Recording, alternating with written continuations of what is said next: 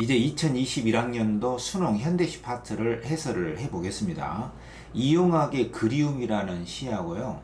이시영의 마음의 고향이라는 시 두 편, 그리움에 관한 시 두 편이 출제가 됐거든요. 그렇게 어려운 시가 아닙니다. 결코 어려운 시가 아니고요. 코로나 때문에 아마 난이도가 좀 낮은 작품을 선정을 했다, 분명히 이렇게 말할 수가 있습니다. 근데 여러분들이 이 수능 문제 해설 강의를 듣는 이유는 제가 늘상 이야기를 하지만 답의 근거가 뭐고 오답은 어떻게 설정이 됐느냐, 이런 것도 중요합니다. 근데 제 해설 강의에서 여러분들이 꼭 귀를 기울여서 들여다 봐야 될 것은요, 왜 이런 문제가 계속 출제가 되느냐, 그리고 이런 문제의 답을 설정할 때는 문학을 전공한 선생님들이 왜 이런 것을 중요하게 출제를 했을까, 그게 앞으로도 수능 문제를 푸는데 여러분들에게 많은 유익함이 될 것이다, 저는 이렇게 생각을 합니다. 다른 해설지에도 여러분들이 다 나와 있어요. 막 그 오답의 근거라든가 이런 것들은 많이 나와 있는데, 제가 쓴 해설지에는 이러한 그 출제의 배경이라든가 또 문학을 전공한 선생님들이 이런 것을 왜 내야 했으며 이런 걸 통해서 뭘 강조를 하려고 했을까, 이런 점들을 생생하게 이 해설 강의를 들으면서 여러분들이 같이 느껴보면 정말 좋겠습니다. 그리고 제가 해설하는 방식을 귀를 기울여서 듣다 보면은요, 선지를 읽어내는 방식이라든가 작품 자체를 이해하는 방식에 대해서도 여러분들이 점점 더 명료하게 알게 될 것이다, 저는 그런 기대를 해보는 것이거든요. 그러면은 굉장히 쉬운 시지만 이용학의 그리움이라는 시는 한번 출제가 됐어요. 과거에도 출제가 됐고요. 이시영의 마음의 고향이라는 시도 과거에 출제가 됐는데 연작시였는데 다른 시가 출제가 됐습니다. 그러니까 마음의 고향은 다른 시가 출제가 됐었고 연작시 중에 이번에 새로운 작품이 출제가 된 거죠. 그리고 이용학의 그리움이라는 시는 옛날에도 한번 그대로 나왔던 작품이에요. 그러니까 여러분들이 공부를 하실 때 EBS 수특이나 수완에 그 똑같은 현대시가 나올 가능성이 있다. EBS에 나온 작품도 현대시를 꼭 봐둬야 될 필요가 있고요. 그리고 낯선 시가 꼭 나오니까 그런 것들도 함께 해석의 방법이라든가 출제의 포인트, 이런 것들을 유의해서 강의를 들어나가시면 얻어가는 바가 더 많이 있으리라고 기대를 합니다. 그러면 작품 분석부터 제가 노트북에 써가면서 함께 해설하고 세 문제 간단하게 살펴보도록 하죠. 자, 2021학년도 수능 마지막 지문이고요. 이제 4강째 현대시입니다. 이용학의 그리움하고 이시영의 마음의 고향. 그리움을 주제로 출제를 했습니다. 그리움은 문학의 영원한 테마입니다, 여러분들. 그리고 이 그리움에는 두 가지 종류가 있어요. 거기에 써놓기 바랍니다. 먼저 과거에 대한 그리움이 있습니다. 이것은 지나간 것에 대한 그리움이거든요. 그러니까 뭐 지난날의 추억이라든가 보고 싶었던 것을 회상하는 거예요. 그리고 두 번째는 오지 않은 것에 대한 그리움입니다. 그러니까 이것은 미래에 대한 그리움이죠. 여기는 오지 않은 것에 대한 그리움의 종류는요, 그날이 왔으면 좋겠다라든가 그와 만났으면 좋겠다라든가 나는 거기에 가야만 한다, 가고 싶다, 이런 것이죠. 그러니까 이 미래에 대한 그리움은 오지 않은 것을 만나고자 하는 그 소망이 강렬할수록 뭐가 있냐면요, 극복의 의지가 있어요. 다시 한번, 오지 않은 것에 대한 강렬한 소망, 그리움은 뭐하고 관련이 되냐면은 극복의 의지와 상통한다. 근데 이 1번 과거에 대한 그리움은 그냥 가버린 것에 대한 그리움이에요. 뭐 할머니가 생각난다, 그때 옛날 선생님이 생각난다. 근데 꼭 만나고 싶지 않을 수도 있어요. 아, 그랬지, 아, 그때 그랬지. 그러니까 단순한 회상이고요. 이건 단순한 그리움입니다. 그리고 이 두 번째에 오지 않은 것에 대한 미래에 대한 그리움과 소망은 그날이 왔으면 좋고 나는 꼭 그곳에 가고 싶다라든가 이러한 것은 극복의 의지하고 관계가 돼요. 그러니까 이 그리움에는 두 가지 종류가 있었기 때문에 이 그리움에 대한 종류가 어떤 것이냐를 정확하게 살펴보는 게 굉장히 중요하거든요. 이것은 일종의 문학에서의 그리움의 정서를 이해하는 것하고 관련이 있고요. 이것은 문학 개념어하고도 관련이 있어요. 굉장히 중요합니다. 그러니까 단순한 그리움이 아니에요. 기다림, 특히 2번의 그리움은 기다림하고 관련이 돼요. 기다림. 강렬한 그리움과 미래에 대한 그리움. 강렬한 기다림은 미래에 대한 극복의 의지, 소망과 관련이 있다, 이것이고, 1번 단순한 과거에 대한 그리움은 그냥 회상, 그냥 그리움의 종류이기 때문에 두 개를 꼭 구별해야 된다. 이 점을 꼭 염두에 두시고요. 시험에 항상 나왔을 때는 아 이게 단순한 그리움이냐 아니면은 정말 그 그리움의 대상을 다시 만나거나 회복하거나 오지 않은 것을 성취하고 싶어하는 극복의 의지의 종류 어떤 것이냐를 잘 봐야 된다 이거죠. 결론부터 말하자면 이용학의 그리움은 뭡니까? 단순한 그리움이에요. 그리고 이시영의 마음의 고향도 단순한 그리움이에요. 이 두 편의 현대 시에서 어떤 그 극복의 의지라든가 뭐 낙관적 기대라든가 귀환에 대한 기대라든가 귀환에 대한 소망이라든가 이런 것을 언급하는 것은 맞지가 않거든요. 자, 작품부터 한번 봅시다. 가번에 보시면 눈이 오는가 북쪽에 한방눈 쏟아져 내리는가. 그러니까 항상 이런 것들이 반복이 있거든요. 모든 시는 반복이 있어요. 그러니까 이 시의 경우에는 니은가라고 하는 어미의 반복이죠. 의문형 어미잖아요. 그러니까 시에서 눈이 온다, 눈이 내린다 이런 것보다는 니은다 이렇게 평서형 어미보다는 눈이 오는가, 눈이 쏟아져 내리는가 이런 식으로 니은가라고 하는 어미를 반복하면서 리듬감을 획득하거든요. 그리고 앞에 시어에서는 오는가 했는데 뒤에서는 내리는가로 이렇게 니은가라고 하는 의문형 어미는 반복을 하는데 단어를 살짝살짝 이렇게 바꿔주잖아요. 이렇게 바꾸는 걸 변주라고 하거든요. 그러니까 여러분들 현대시를 감상할 때는 시어의 반복과 변주 이 말이 나오면은 거의 맞다라고 생각을 하시는 게 좋아요. 모든 시인 작가들은 이렇게 시어를 반복하면서 약간 베리에이션, 변주를 주면서 어떤 변화미를 추구하면서 율격미를 획득하기 위해서 노력을 하거든요. 일부러 이렇게 씁니다. 그 일상의 언어를 이렇게 변화를 주면서 일상의 언어면서도 생동감 있게 새롭게 쓰려고 하는 그 시인들의 언어를 위한 그 노력의 흔적이 여기에 있거든요. 시하고 낙서하고 차이가 여기에 있습니다. 짜임새가 있는 거예요. 뭔가 반복이 되고 변화가 있고 그 속에 리듬이 있고 뭔가 언어에 싱싱한 표현력을 주게끔 그렇게 시를 쓰거든요. 그러니까 이 시의 첫 출발도 아주 간단합니다. 핵심 소재, 눈을 보면서 누군가를 생각하죠. 이게 이제 정서를 환기시켜주는 소재거든요. 눈이라고 하는 자연물을 통해서. 그리고 북쪽, 그리움의 대상이죠.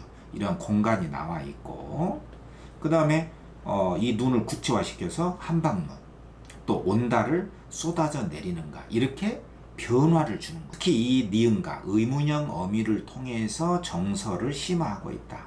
근데 이런 말이 나오면 무조건 맞다 이렇게 생각하시는 게 좋습니다. 모든 표현은 정서를 심화시키기 위한 표현이거든요. 정서를 약화시킨다 이런 선지 본 적 없잖아요. 그 다음에 이연에는 험한 벼랑을 그러니까 이 북쪽에 눈이 내리는가를 생각하는데 이 북쪽을 연속해서 그곳에 있는 곳의 공간에 대한 묘사를 계속 심화시켜서 하는 거예요. 그러니까 이 1년보다도 2년은 훨씬 심화가 되죠. 이 심화라는 것은 구체화를 말합니다. 무슨 뭐 굉장한 뭐 자극적인 뭐 끔찍한 표현을 해서 심화라는 말을 쓰지 않고요. 그 앞에서 했던 말을 더 구체적으로 쓰는 거예요. 그러니까 눈이 오는가 북쪽엔 눈 중에서도 한방눈 쏟아져 내리는가 했는데 그 북쪽에 한방눈이 쏟아져 내리는 그곳은 어떤 곳이냐면은 험한 벼랑이 있어. 그러니까 아주 살기 좋은 곳은 아닐 수도 있습니다. 굽이굽이 돌아갔어요. 이 굽이굽이는 돌아간 모습을 흉내낸 의태어란 말이에요. 이런 게 상당히 중요합니다. 굽이굽이 돌아간 백무센 철길이 있어. 험한 벼랑이 있고 백무선 철길이 쫙 굽이굽이 돌아가 있고 놓여져 있다 이거죠. 그 철길 위에 느릿느릿 밤새워 달리는 화물차의 검은 지붕에 그러니까 화자가 생각하는 그 눈이 내리는 그곳에 대한 전경을 묘사하고 있는 것이거든요.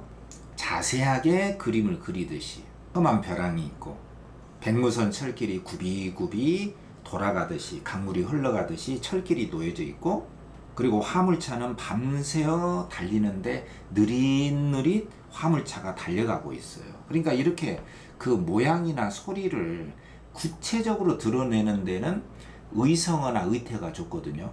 근데 그 중에서도 이렇게 중첩이 됐어. 첩어, 굽이굽이 두 번이나 나와 있잖아요. 그 느릿느릿 이렇게 두 번이나 나와 있잖아요. 이렇게 중첩이 되면서 소리나 모양을 흉내내고 있는 거. 그게 이른바 뭐죠? 음성상징어란 말이에요. 그러니까 음성상징어가 얼마나 중요하냐면 문학에서 구체적인 묘사, 생생한 표현, 생동감 있는 표현을 드러내기 위해서는 불가피하게 어떠한 시인이라도 이러한 의성어나 의태어, 특히 이렇게 중첩으로 된 첩어성 부사라고 합니다. 음성 상징어를 쓸 수밖에 없다. 음성 상징어에는 의태어나 의성어가 다 포함이 되거든요. 느린 이유 밤새워 달리는 화물차의 검은 지붕이 있고 내가 그리워하는 곳이죠. 요게 2연이고요. 그 다음에 3년에는 연달린 산과 산이 있어. 산과 산이 쫙 연속해서 뻗어 있는데 그 사이에 너를 남기고 온, 이게 이제 청자겠죠. 청자. 그리움의 대상인 너가 되겠죠. 너를 남기고 온 작은 마을. 요게 이제 그리움의 공간이 될 거예요. 너가 있는 바로 그곳. 작은 마을이죠. 고향일 수도 있습니다. 화자가 너를 남기고 온 그곳에 복된 눈이 내리는가. 이 축복의 눈이 내리는가 해서 의문형 의미를 반복하고 있다. 요게 이 시어의 음악성이라고 할 수가 있어요. 일상의 언어면서도 일상의 언어에서는 맛볼 수가 없는 어떤 음악적인 율격이 있잖아요. 요런 게 이제 시적인 표현이에요. 요게 3년이고요. 그러니까 3년에서는 그리워하고 있는 대상이 너라는 거, 그리고 너가 있는 공간이 바로 작은 마을이라고 하는 거. 요러한 그 정보가 이 3년에 와서 더 구체화되고 있잖아요. 그러니까 1년보다는 2년이, 그죠? 2년보다는 3년이 점점 구체화가 되고 있잖아요. 요런 게 이제 정서심화라고 하는 시 표현 방식의 구성 원리입니다. 이게 창작의 원리예요. 이렇게 창작을 하는 겁니다. 이 창작의 기법이라든가 이런 것들을 우리가 엿볼 수 있거든요. 그리고 이제 사연에는 이제 화자의 정서가 노골적으로 드러나겠죠. 그렇게 너를 남기고 온 작은 마을, 또 백무선 철길, 험한 벼랑이 있고 화물차도 있고, 또 너를 남기고 온 작은 마을에 복된 눈이 내릴까, 이런 생각도 하고 있는데 화자의 정서는 뭘까?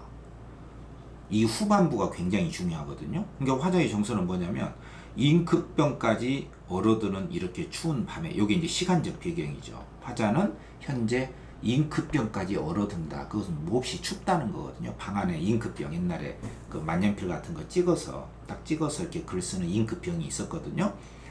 이건 어쩌면 이제 요즘 시대하고는 좀 맞지 않는 그 당대의 생활 환경을 보여준다고 할 수 있는 소재가 되겠죠. 어쨌든 잉크병까지 얼어들 수 있는 이렇게 추운 밤에 어쩌자고 잠을 깨요. 어쩌자고 그리운 곳, 차마 그리운 곳. 요게 이제 이 시의 핵심 포인트가 될 거예요. 왜냐면은 나는 그립다. 미칠 것 같다. 죽을 것 같다. 보고 싶다. 이렇게 일상으로만 시를 쓴다면 어떨 것 같아요? 정말 그리운 것을 여러분들은 어떻게 표현할 것 같아요? 진짜 보고 싶다. 죽을 것 같다. 미칠 것 같다. 이 정도 외에는 어떤 표현이 생각이 안 나잖아요. 근데 이영학이라는 시인은 이 그리움을 어떻게 표현했냐면은 잉크병 얼어드는 이러한 밤에, 이렇게 추운 밤에 어쩌자고 잠을 깨요. 그리운 곳, 차마 그리운 곳.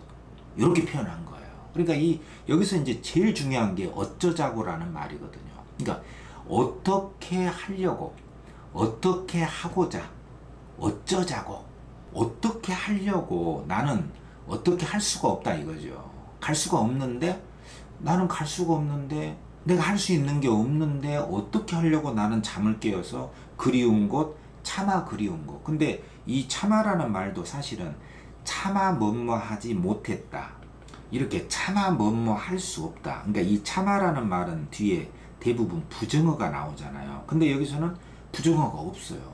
그냥 차마 그리운 곳 이렇게 끝나버렸단 말이에요. 그러니까 시적인 표현이죠. 그러니까 차마 갈 수가 없는데 그리워하는 그곳을, 나는 갈 수가 없는데 이렇게 춥고 그렇게 멀고 그렇게 험한 데를 나는 갈 수가 없는데 나는 무엇 하려고, 어떻게 하고자 이렇게 잠을 깨어가지고 갈 수도 없는 그곳을 그리워한단 말인가. 이 그리움의 심정을 이렇게 시적으로 잘 표현한 거예요. 만약에 낸다면 이것을 당연히 이 부분을 내야 합니다. 왜냐면은 여러분들이 보기에 문학에서 출제될 장면은 과연 뭘까? 그 비밀이 여기에 있거든요. 그러니까 문학에서 가장 그 정서를 절실하게 훌륭하게 표현한 대목이 어디냐? 그 대목을 중심으로 내는 게 맞죠. 아무리 문학도 어떤 정보 중심으로 출제를 한다고 하지만 이렇게 문제를 출제를 하는 게 맞습니다. 그러니까 이번에 그 문제 자체는 굉장히 쉬웠어도요, 문학을 굉장히 정통적으로 잘 출제했다고 보는 거죠. 그러니까 이 그리움의 정서는요, 단순하진 않아요. 그냥 그립다 여기서 끝나는 게 아니거든요. 그리움이 절실한 이유는 갈 수가 없는데도, 또는 사랑할 수가 없는데도, 또는 그리워할 수가 없는데도 불구하고 그리움이 마구마구 막 일어나는 거예요. 그립다고 해서 다 그리움이 실현된 건 아니잖아요. 여기에 이제 그리움의 비밀이 있는 거예요. 그러한 그 그리움에 얽힌 양면성, 할 수가 없는데도 가고 싶고, 그리워해서는 안 되는데도 어떻게 할 수도 없는데도 그리움이 계속 일어나. 이렇게 어찌할 수 없는 그리움에 대한 복합적이고 어떤 양면적인 심리를 이용학은 이렇게 표현했던 거예요. 입급병 얼어드는 이러한 밤에 어쩌자고 잠을 깨어 그리운 곳 차마 그리운 곳, 요렇게 표현했다는 것이에요. 요게 이제 시적인 그 표현의 그 형상력의 우수성이 있다, 이렇게 볼 수가 있거든요. 이게 이제 이 문학의, 이 작품의 문학성입니다. 문학성이라는 게 이런 거예요. 그러니까 그리움이라고 하면은 뭐 주제는 뻔하잖아요. 이 시의 주제 뭐 그리움, 일제치야, 암울한 시대, 그리움을 노래했다, 끝. 그러면 이 정도의 정보로서 이 시를 설명해버리면 완전히 이 시를 엑스레이로 찍어가지고 그 다양한 얼굴 표정을 다 버리고 뼈대만 추려버리는 거예요.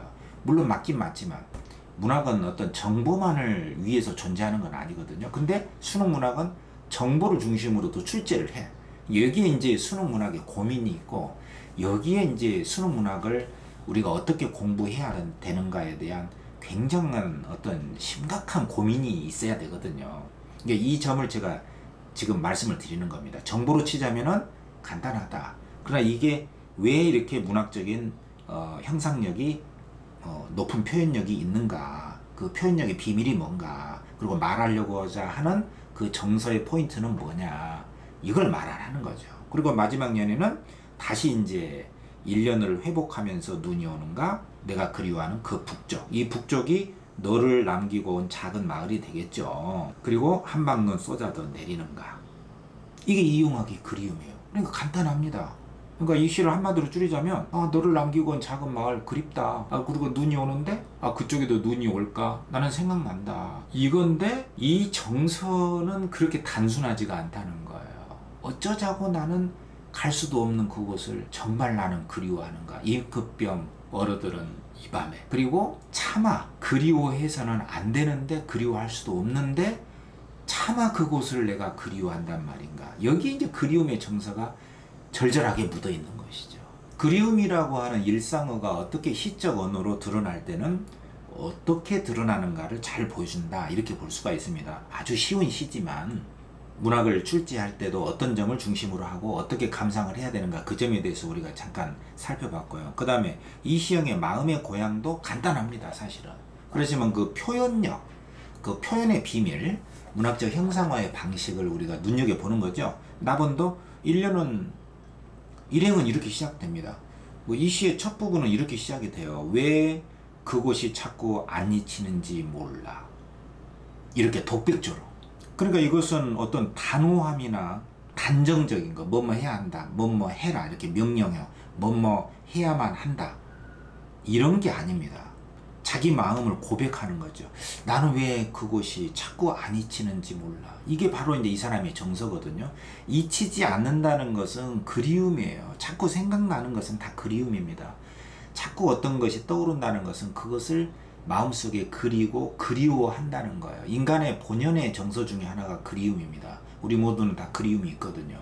옛날에 대한, 과거의 기억 속에 묻힌 그 공간, 그 사람, 그 사건에 대한 기억이 묻어있고, 그것이 그리움이고요.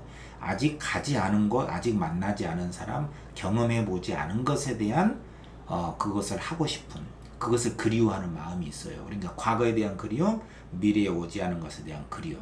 우리는 그리움을 안고 그리움을 위해서, 또 그리움을 향해서 가는 존재다, 이렇게 말할 수가 있어요.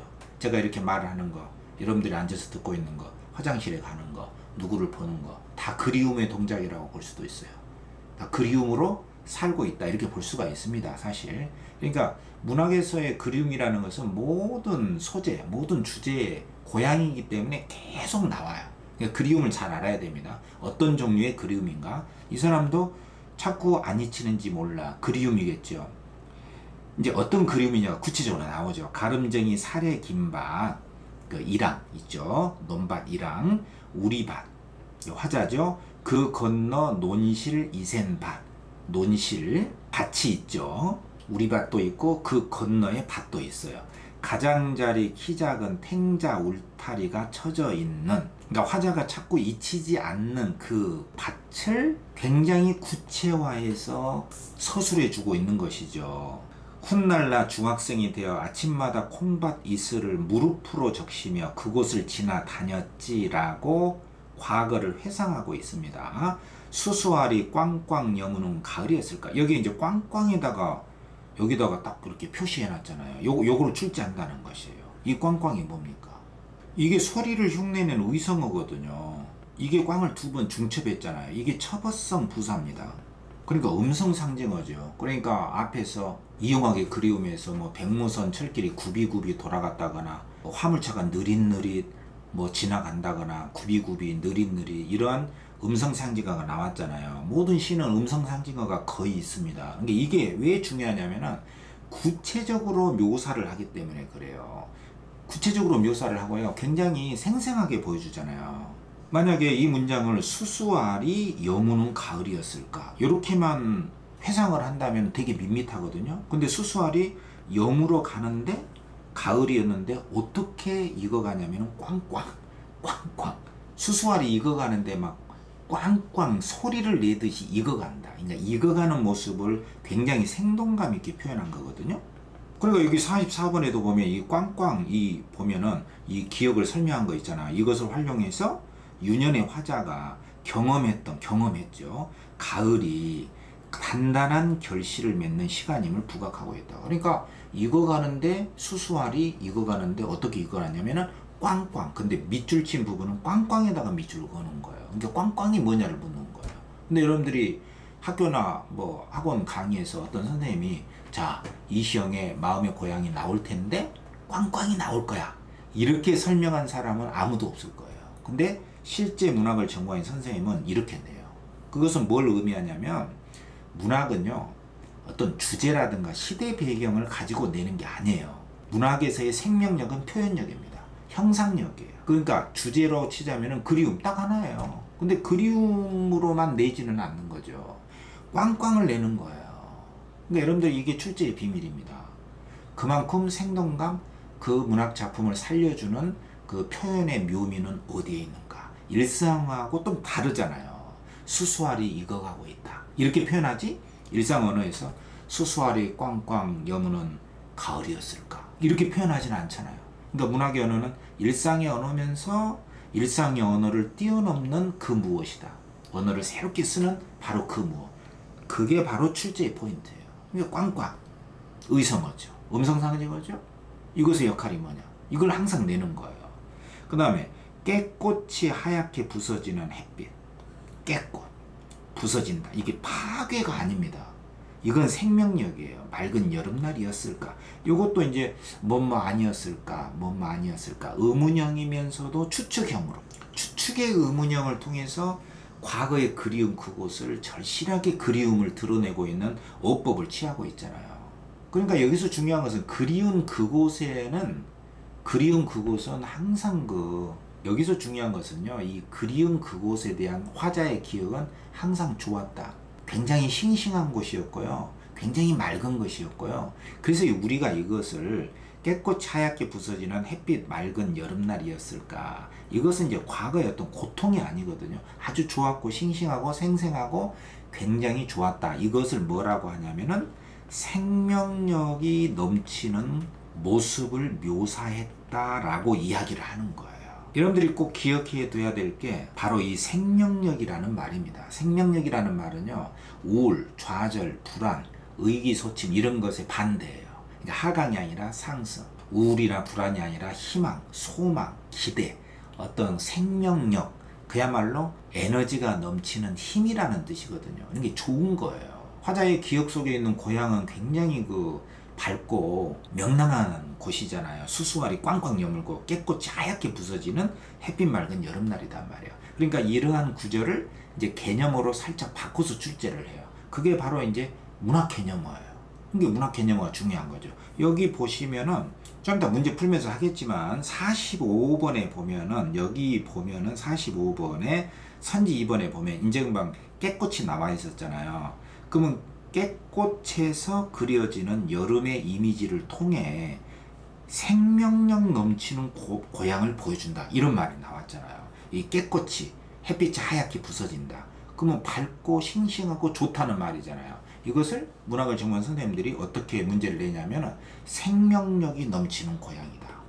이렇게 표현하는 거예요. 그러니까 이건 맞다. 이렇게 넘어가 줘야 된다는 것이죠. 제가 이제 문제를 읽으면서 이렇게 설명을 해드리는 겁니다. 그 다음에 아랫내가에 이것도 다 기억 속의 그리운 고향이죠. 고향의 그 모습입니다. 구체적인 장면이죠. 공간이단 말이에요. 아랫내가 굽이치는 물결이 옆구리를 들이받아 이렇게 의인화했잖아요. 마치 사람처럼 물길이 옆구리를 들이받아서 물이 막 이렇게 부딪히면서 흘러가는 모습이죠. 벌건 황토가 드러난 바로 그곳 고향이죠.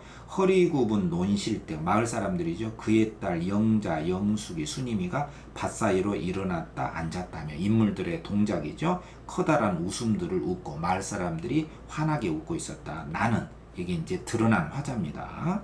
어렸을 때 유년 시절의 나죠. 그 아래 냇가에 이제 화자가 있는 공간이단 말이에요. 냇가에서 소고피를 풀어놓고 어항을 놓고 있었던가 가지를 쫓고 있었던가 그 시냇물에서 내가 어떤 그 물고기를 잡으려고 어항을 놓고 있었던가 가지를 쫓고 있었던가 이렇게 덩가를 통해서 회상을 하고 있단 말이죠. 과거 기억을 쫙 떠올리고 있는 거죠. 뭐더 과거 회상 시제 선어말 업이잖아요. 뭐뭐 했었던가 고향 그때 내가 시냇가에서 어항을 놓고 있었던가 확실치는 않죠. 가지를 쫓고 있었던가 나를 부르는 소리 같기도 하고 나를 부르는 소리는 아니에요.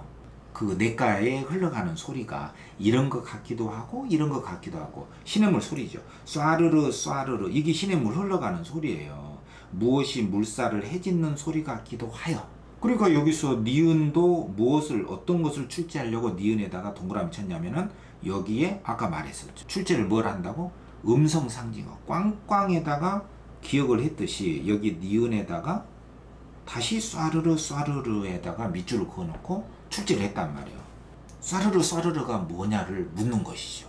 도대체 쏴르르나 꽝꽝이나 느릿느릿 구비구비 이런 음성 상징어를 왜 자꾸 출제를 할까? 여기에 우리가 관심을 기울여 줘야 되거든요. 일단은 쏴르르가 뭐냐 이 정보로 치자면은 이게 뭐냐면은 냇가에서 내가 듣게 된 소리예요. 근데 그 소리가 어항을 놓고 있었던가 가지를 쫓고 있었던가 나를 부르는 소리 같기도 하고 쏴르르 무엇이 물살을 해짓는 소리 같기도 하고 소리입니다. 근데 그 소리가 나를 부르는 소리 같기도 하고 무슨 소리 같기도 하고 무슨 소리 같기도 하고 냇가에서 들었던 화자가 유년 시절에 들었던 그 소리입니다. 그 소리를 생동감 있게 표현한 것이 바로 쏴르르단 말이에요.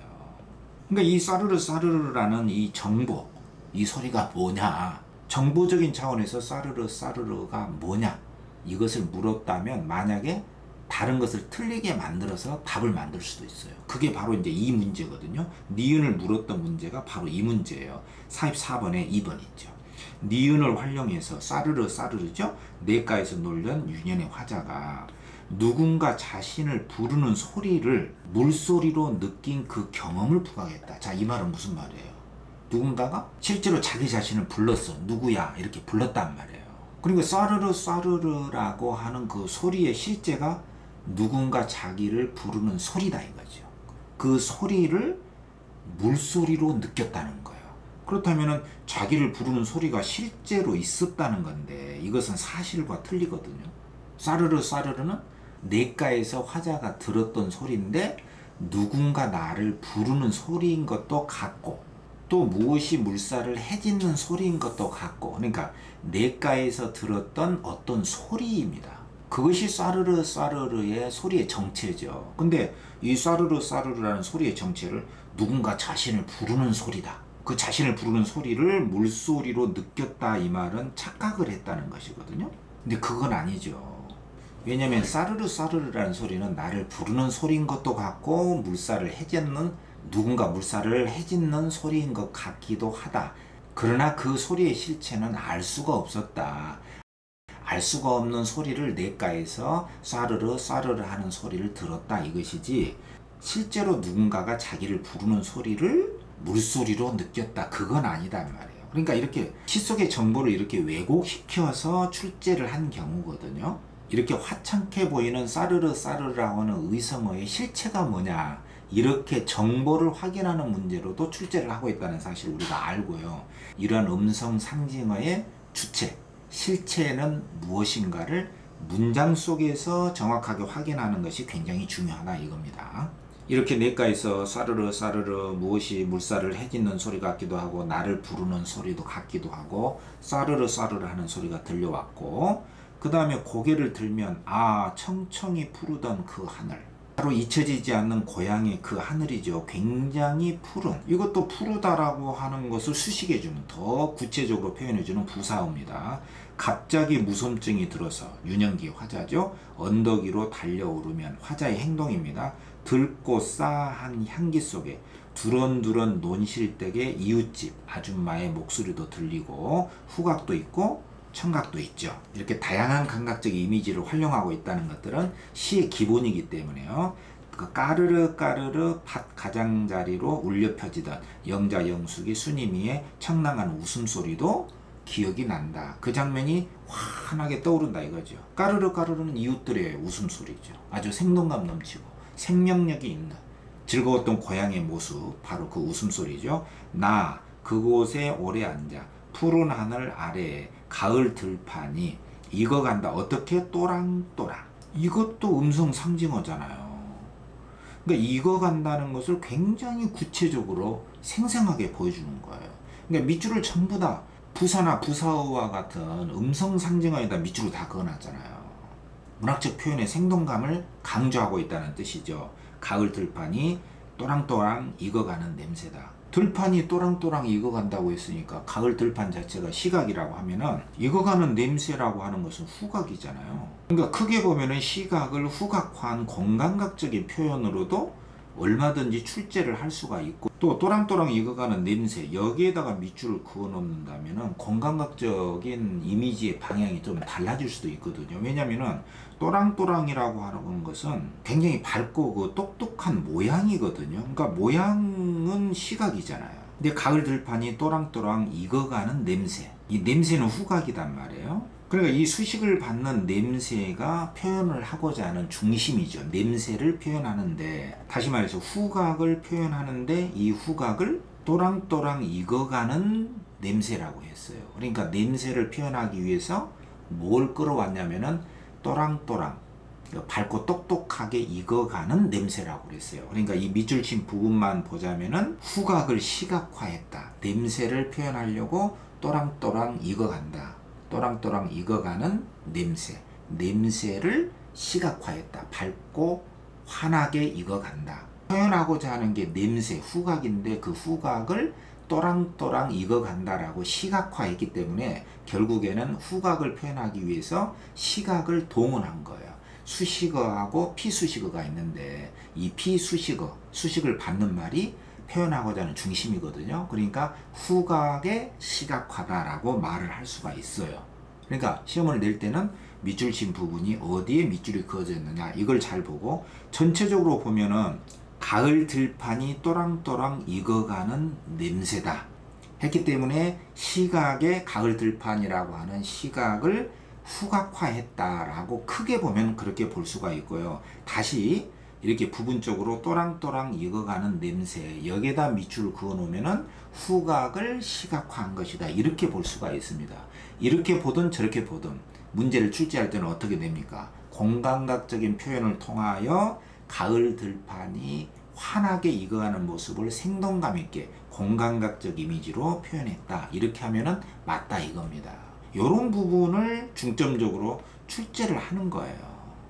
그 다음에 잔돌의 홈이 달그닥거리는 소리도 들었다. 왜 그곳이 자꾸 안 잊히는지 몰라. 반복되죠? 첫 행에서 나왔던 거, 소를 몰고 돌아오다가 화자가, 혹은 객지로 나가다가 들어오다가 화자가 무엇이 나를 부르는 것 같다. 나 오래 그곳에 서 있곤 했다. 그곳에 대한 그리움이죠. 과거의 공간에 대한 그리움입니다. 그러니까 미래에 오지 않은 것을 그리워하고 뭐 다시 돌아가고 싶어 한다거나 그런 게 아니에요. 극복의 의지가 없습니다. 극복의 의지가 없고 단순한 그리움이에요. 이게 주제로만 보면 굉장히 단순해요. 그렇지만 문학에서의 그리움이라는 것은 그렇게 단순하지가 않죠. 이 그리움이 어느 정도로 구체적이고 어느 정도로 절실하고 이 그리움 마음속에는 다양한 어떤 마음이 들어가 있는가, 그것을 굉장히 감각적으로, 건강학적으로, 음성 상징어로 구체적인 장면을 통해서 소리도 나를 부르는 소리 같고 물살이 해젓는 소리 같기도 하고 또 가을 들판이 익어가는데 또랑또랑 익어가는 냄새가 나는 가을 들판이고, 이렇게 문학적으로 표현하는 것에 문학의 생명력이 있다, 이렇게 보는 것이죠. 밝고 내 기억 속에 환한 고향에 대한 그리움을 이렇게 쓴 게 바로 이시영의 마음의 고향 2라는 시입니다. 이용학의 그리움, 마음의 고향 나번, 이 두 편을 가지고 문제를 이제 어떻게 냈는가 한번 보죠.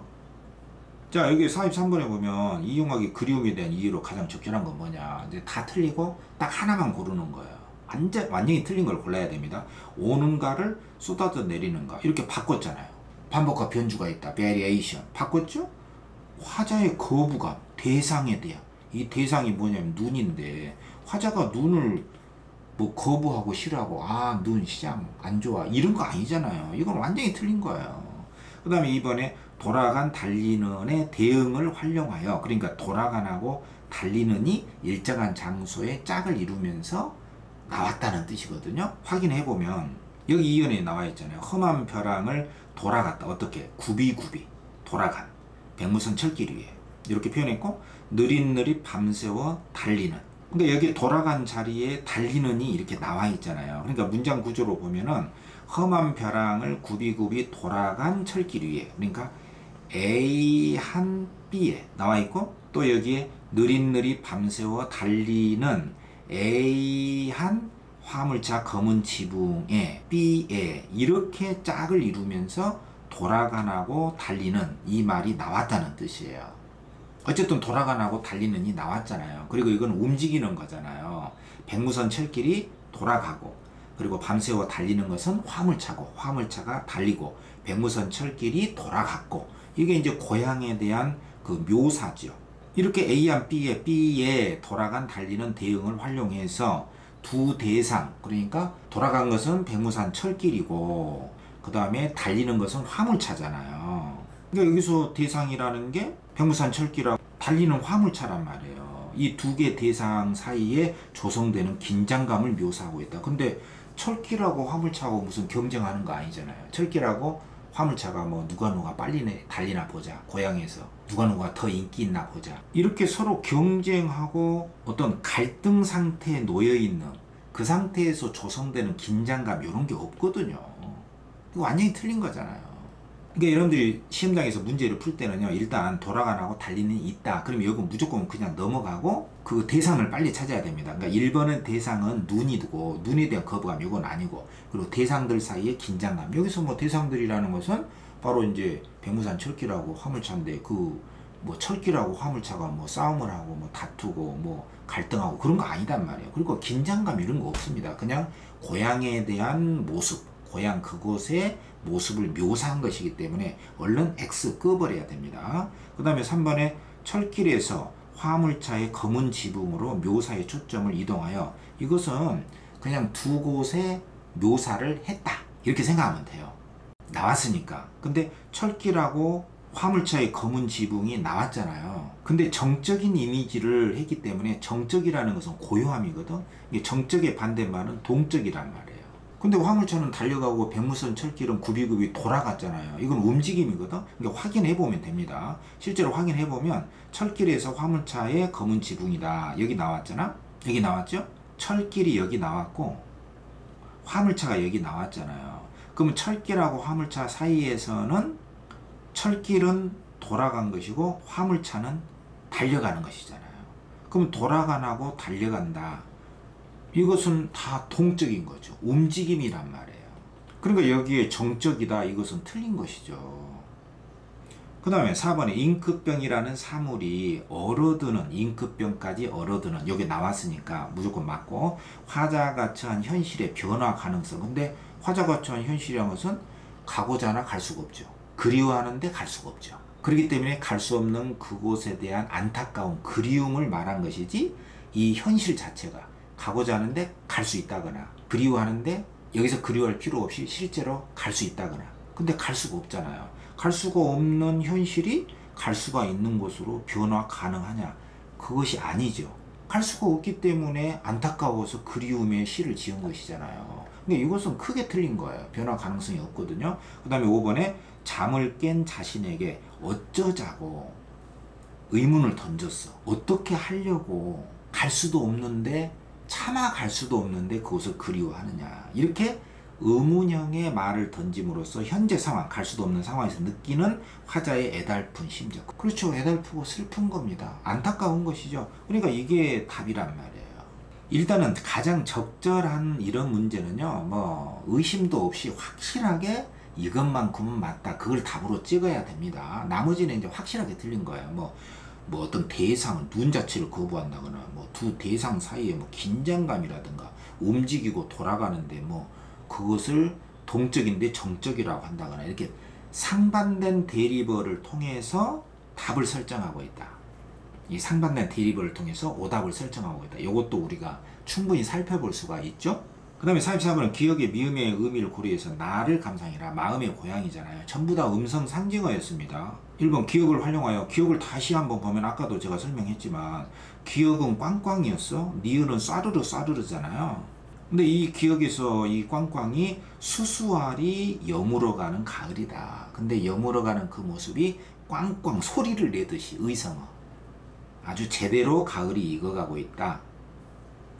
이거기 때문에 가을이 단단한 결실을 맺는 시간임을 부각하고 있다. 이건 맞는 거죠. 그 다음에 2번에 니은을 활용해서, 아까도 설명했잖아요. 이 니은이 뭐냐면 싸르르 싸르르인데 이것은 냇가에서 들었던 소리예요. 근데 그 소리가 확실치가 않았었잖아요. 나를 부르는 소리 같기도 하고, 무엇이 물살을 해짓는 소리 같기도 하고. 그러니까 냇가에서 들었던 어떤 물살의 소리입니다. 나를 부르는 소리 같기도 한데 실제로는 나를 부르는 소리는 아니죠. 나를 부르는 소리 같기도 했어. 근데 이러한 정보를 왜곡시켜 가지고 여기 뭐라고 했냐면은, 냇가에서 놀던 윤현의 화자가 누군가 자신을 부르는 소리를, 이 소리인데, 이 실제 소리인데 물소리로 느꼈다. 이건 착각을 했다는 거. 이건 아니죠. 이거는 냇가에서 들렸던 그 물소리를 나를 부르는 소리 같기도 했다. 나를 부르는 소리로 착각을 한 것이지, 나를 부르는 소리를 물소리로 착각을 했다. 이건 아니단 말이에요. 그런 경험은 아닙니다. 그러니까 물소리를 듣는 경험은 맞는데 그 물소리의 실체가 뭐냐, 그것을 왜곡을 시켜서 답을 틀리게 만든 거예요. 그 다음에 3번에 디귿을 활용해서, 디귿이 뭐냐면은 이 청청이거든요. 청청이는 고개를 들면 그때 봤던 윤영기의 푸르던 하늘, 푸르렀다. 근데 어떻게 푸르렀냐? 청청이. 그러니까 푸르다를 더 구체적으로 부사어를 통해서 묘사를 한 거죠. 청청이 푸르렀다. 그래서 이 청청이를 활용해서 윤현의 화자에게 그 하늘을 봤던 순간적인 감동, 그 경험이죠. 느끼게 한 맑고 푸른 하늘의 색채를 부각했다. 이거 뭐 무조건 맞는 거죠. 그러니까 문장 전체를 얼른 보면은 청청이 그때 봤던 하늘이다, 색채 나왔다, 그러면 무조건 맞다. 그러니까 얼른 넘어가야 됩니다. 그 다음에 니을을 활용해서, 니을이 뭐냐, 니을이 까르르 까르르잖아요. 웃음소리잖아요. 근데 이 웃음소리가 누구 것이냐면은 두런두런 논실댁의 목소리고요. 또 밭 가장자리에서 울려 퍼지던 영자 영숙이 순임이의 청량한 웃음소리니까 굉장히 밝고 명랑했던 고향 사람들의 웃음소리를 음성 상징어로서 묘사를 한 것이잖아요. 그렇기 때문에 무섬중에 언덕을 달려서 올랐던 윤현의 화자에게 또렷하게 인식된 이웃들의 밝은 웃음을 부각하고 있군. 이건 맞다 이 말이에요. 왜냐면 여기에 보면 갑자기 무섬증이 들어서 언덕 위로 달려오르면, 그래서 언덕 위에 달려 올라가지고 들렸던 고향 사람들의 목소리가 바로 까르르 까르르였거든요. 무서운 소리가 아니고 무섬증에 올라서 듣게 된 이웃들의 밝은 웃음소리니까 무서운 소리는 아니다. 그래서 맞다 이거죠. 그 다음에 5번에 미음을 활용해서, 미음이 뭐냐면은 여기 아까 제가 설명했던 또랑또랑이죠. 또랑또랑이 뭐냐, 들판이 익어가는 모습이에요. 아주 밝고 똑똑하게 익어가는, 그리고 그 들판에서 냄새가 나. 그러니까 시각에 크게 보면은 후각하고 또 또랑또랑하게 익어가는 냄새다. 그러면 후각의 시각화다. 모양이니까. 어쨌든 들판이 익어가는 그 밝고 똑똑한 모습이다. 그것은 화자가 곡식이 익어가는 들녘의 인상을 선명하게 지각한 경험. 이게 지각했다. 누가? 화자가. 이게 문장의 뼈대를 잘 봐야 됩니다. 선지에 화자가 지각한 경험. 이게 목적어죠. 지각한 경험을 부각했다.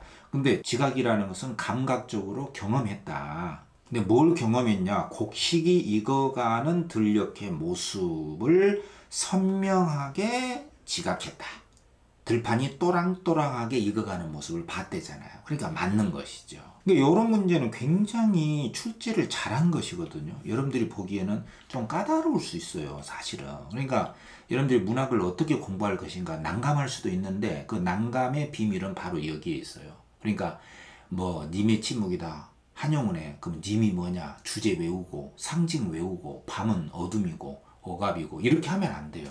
여러분들이 상상도 못할 하찮은 것에다가 밑줄을 긋고, 그 밑줄 그은 부분이 화자가 어떤 것을 경험한 그 감각적인 경험을 생생하게 표현한 것인가, 그때 정서는 뭐냐, 그리고 그 감각적 경험의 실체는 뭐냐, 그러니까 싸르르 싸르르 그 소리의 실체가 뭐냐, 그것은 화자도 잘 몰라.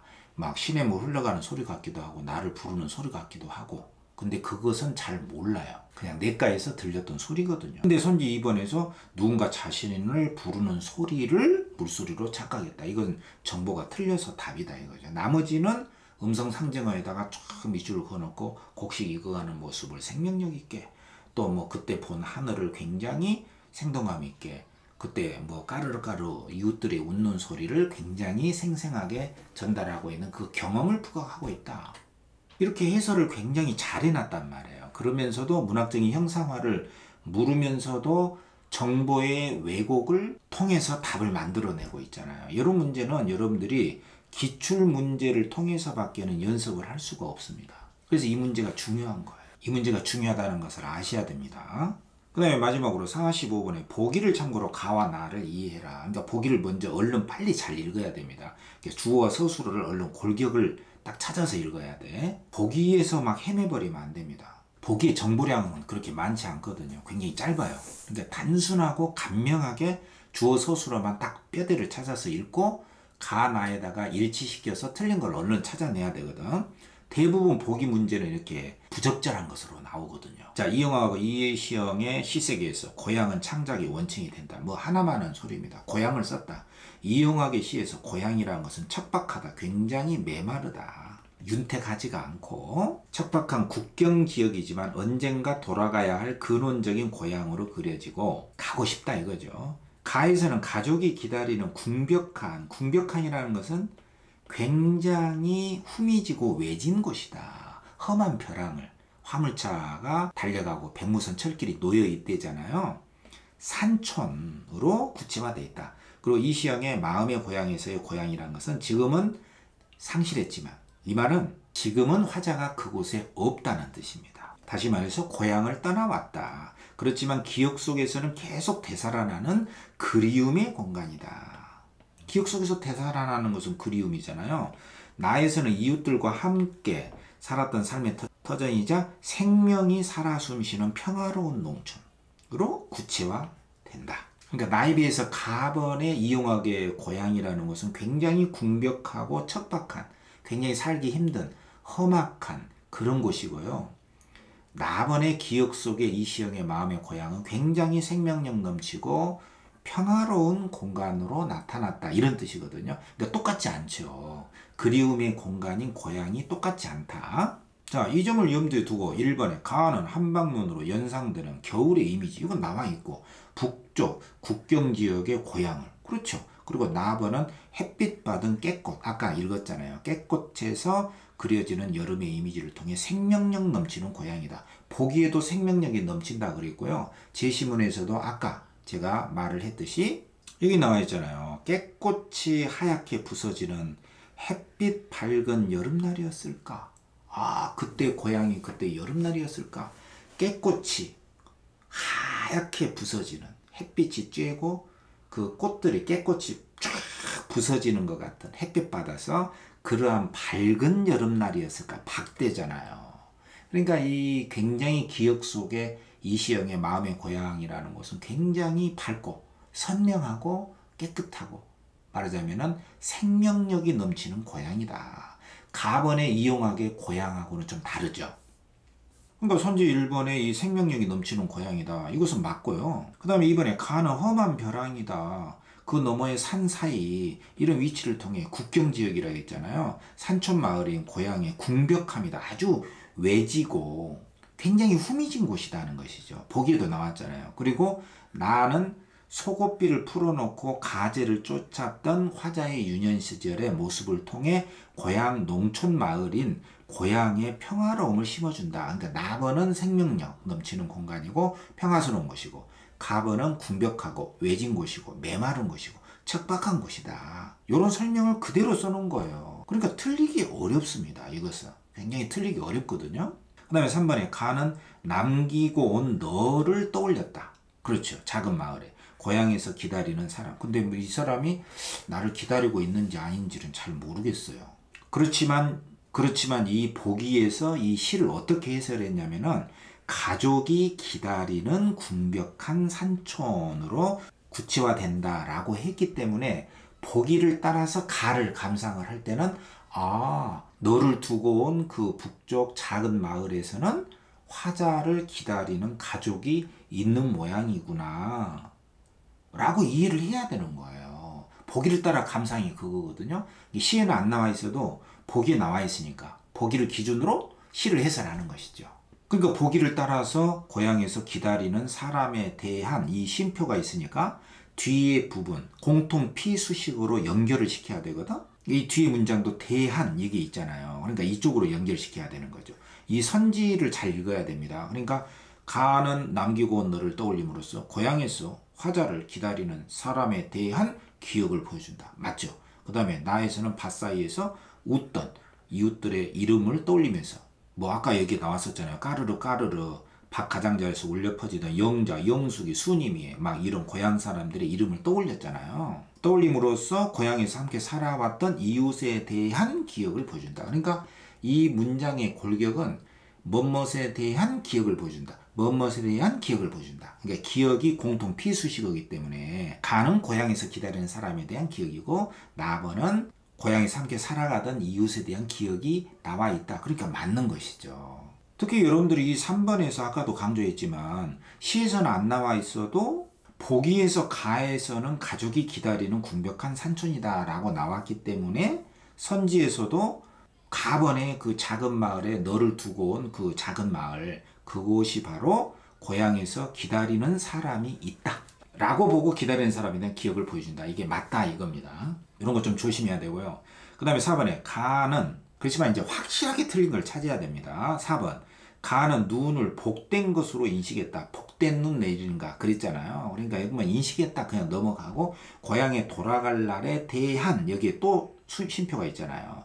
뭐뭇에 대한 공통 피수식어 뭐뭇에 대한 기대를 드러낸다. 이렇게 읽어줘야 되는 거죠. 근데 가번시가 고향에 돌아갈 날에 대한 기대가 있냐?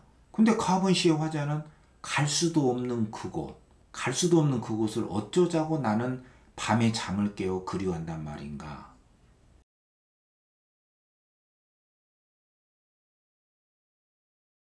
그랬잖아요. 그리고 차마 갈 수 없는 그곳을 나는 왜 그리워하는가? 갈 수가 없다는 걸 알거든요. 그러니까 여기에서 안타까움이 있고 갈 수가 없는데도 그리워하니까 여기에 그리움이라는 것에 그 슬픈 그리움이 여기에 있는 것이죠. 그런데 뭐 갈 것에 대한 기대가 있다. 그렇지 않거든요. 이게 틀린 겁니다.